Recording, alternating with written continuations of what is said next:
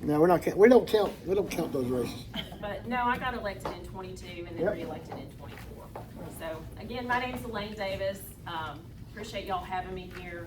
I appreciate the fact that y'all clean up the roads. That's one of the things that a lot of times when we have groups, we like to see that we're involved in the community, and people like to know that too. And so cleaning up our streets, that's important. You know, when people visit our community and they see that we care for it, makes them want to move here. And we've seen more and more people move here. We don't obviously. need any more reasons for people to move here. Exactly. But We don't need them to drive faster on Hollywood either, do we, David or Emily? yeah. Well, a couple things that I really wanted to talk about was some legislation that I've passed. One of the things that I'm really proud of was we were able to get some legislation passed to change the way the Knoxville city votes. When I was vice chair of the Knox County Republican Party, I live in the county, so I didn't vote in the city, and I didn't understand or realize how the city voted until I actually served and tried to get involved in those city elections.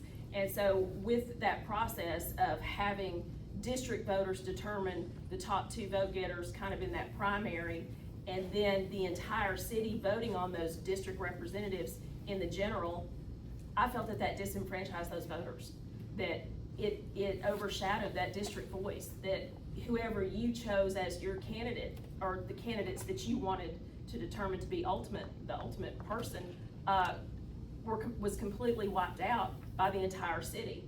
And so in researching the statute, I realized that it wasn't just Knoxville City that was doing it. There was other places in this state that did it as well. So we were able to successfully pass that legislation. We were challenged, and it was put as a referendum on the city ballot, and city voters overwhelmingly said, we want to pick our own district representatives. So I was glad to see that it not only reaffirmed what I had been hearing and seeing as, vice chair of the party, but it let everybody else in the city know too, that they wanted to be able to get that, to pick somebody from their community to be their voice for that representation. And so we've gotten Doug Lloyd elected for District 3, and I think he's an excellent candidate, and I think he's an excellent city council member. So I'm glad to see him serving. Some other pieces of legislation that I was very proud to sponsor and that we were able to pass was public comment. When I got up there and I didn't realize that we were one of the few states that didn't have it codified. It's a First Amendment right to be able to speak at governmental meetings and to air your grievances, but we didn't have it in statute.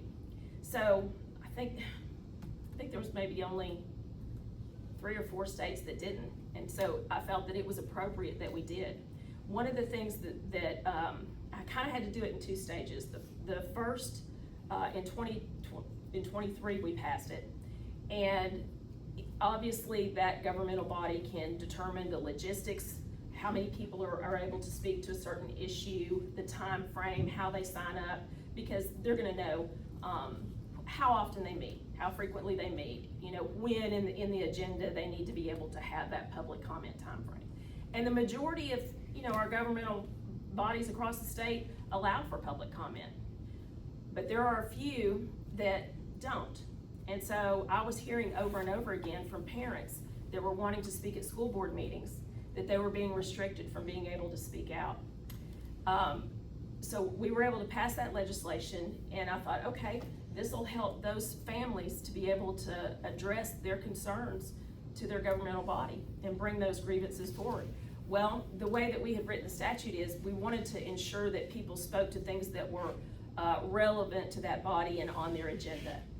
So they started to restrict their agenda items to certain issues, to where that would not allow everyone to be able to bring an issue that was not on the agenda forward.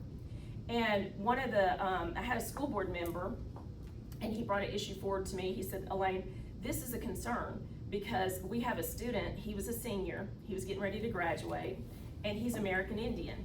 And in their culture, it was important for them, whenever there was a milestone, they wore a feather. And he wanted to be able to wear a feather when he was graduating and walking across the stage. Well, the school wouldn't allow it. And his father was trying to make more people aware of this, and obviously he wanted the school board to address this situation, because you only graduate once, right?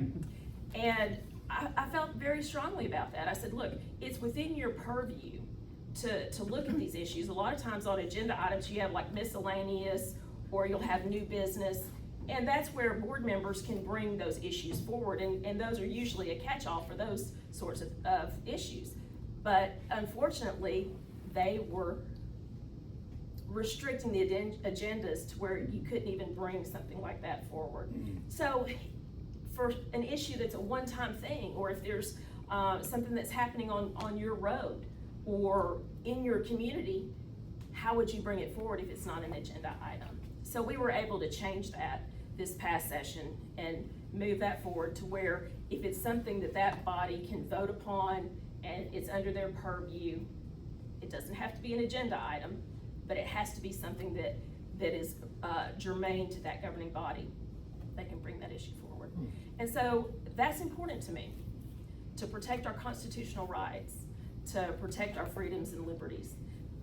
One of the things that I'd really like to be able to pass and really work on, that I've brought forward both sessions, is reducing the state portion of our sales tax on food.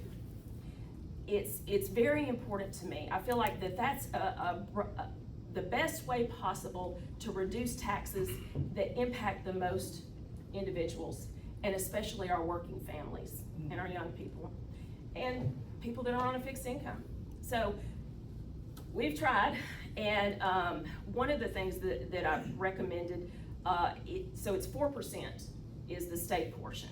We're not wanting to impact the local portion at all, because locals, that's usually how they fund their roads, their schools. So we passed this session to allow for them to adjust it however they want to. If they feel like that they need to reduce it, they can.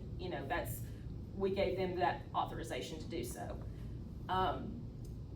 If there's not enough funds available to do the full 4%, I'd like to either stair-step it in. I also went to fiscal review and talked to them about, let's look at just kind of the ends of the aisle of the grocery store, of our fruits and vegetables, of our dairy, our eggs, our bread, our milk, and let's look at just maybe alleviating some of those things. One of the I talked about eggs, because the price of eggs had skyrocketed. That was the time when the bird flu was going around, and they were having to destroy so many of those poultry populations. And I felt like this is something that impacts every single family, and eggs are something that you use in everything. I mean, maybe not hot dogs, but I can't think of anything else. Go with the hot dogs. Well, you might use beef, so I don't know, but that was something that I thought was of a benefit to everybody and every family across our state. And so I'll still continue to push for that. That's something that I feel really strongly about. Some of the committees that I sit on the Full Transportation Committee, I sit on the Civil Justice Committee, I serve as Vice Chair of the Judiciary Committee, I serve on Private Acts, and then I'm on the Ethics Committee. We have a workforce sub, and then we have a full ethics committee, and I serve on those. And in transportation, I'm grateful that I sit on that committee, because it really impacts our daily life. And transportation for me is probably one of the most important issues currently that we have. I was grateful to see that they're paving 275. That's one thing. Every time I would see our TDOT commissioner, I'd be like, we got potholes, we got potholes, we got potholes. Because all you have to do is hit one and you've got a flat tire, or it's put your car out of alignment. And if that's your vehicle, that's your primary vehicle to get to work, to take your children to school, it's a hardship. And so those are absolutely my priorities. Next week, TDOT, we had a TDOT meeting Monday, and with that study that we're doing, is to look at kind of that I-75 corridor, the full 17 miles. We're wanting to reduce congestion. Congestion is, I think 42% of rear-end accidents are based upon congestion. And so that's important, that for the safety of our community, is that we're making sure that we're reducing congestion. Also, with regard to traffic flow, it's so important for reliability. Our law enforcement have to know that they can get from point A to point B in a certain specific time. Our ambulances, they're contracted with our community that if they don't deliver somebody to the hospital within a certain time frame, they get fined. So it's important upon us as legislators and elected officials to ensure that they can reach your home safely in a certain time frame, that you know they're gonna be there, and that they can transport your loved one to the hospital in a timely fashion to help them. And so those are the reliability, congestion, the safety. Those are things that are important to me. What we're kind of looking at, or what TDOT explained to us in some of the public meetings that they've had, they've reduced it down to kind of two sort of tracks. We can add one road, widen the road one way on each side of that 17-mile corridor, or potentially we could do 2 choice lanes on each side, so that would be 4 additional lanes. The choice lanes, there's a private-public partnership with that. The majority of the time, those are paid for by a private group. Just the widening, just one lane, that's on us at the state level. So funding's gonna be an issue. What the community wants, what they wanna see, that's gonna be an issue. With those choice lanes, those are gonna be specifically for people that choose to drive on them. That's gonna be a lot of your service industry people, your Amazon, your any of your truckers that are just going through Knoxville that wanna get, wherever they need to go. And then what that will allow for is that will remove some of that congestion from our through traffic, from a lot of our local traffic. And that's a benefit. If we have to do the 2 roads ourselves, we probably will have to start looking at potentially maybe borrowing money or bonding for roads. That's something. But transportation is gonna be probably the biggest issue that's gonna be coming up next session. Cool. We walked out of our house today and there was a car with no mark locks on it. And it was 7-Up, It was an unmarked state trooper. Oh, Yeah, and they were down there. And Wow. I'm glad that we, Well, we added 50 more state troopers Did you? To the budget this year. Excuse me. And we had added more last year as well. I think that helps because we haven't seen as many local patrols. And I think that by having those highway patrol officers kind of monitoring our state highways, I think that can help some, because that's one of the issues that TDOT has with their highway incident vehicles. They need somebody to kind of protect them when they're working on the road because they get hit. People won't move over. And so, they were needing more highway patrol to kind of give them some protection, which is unfortunate. So when you see the move over thing, please move over because we don't want to injure anybody. thank you. We'll have questions here in a little bit.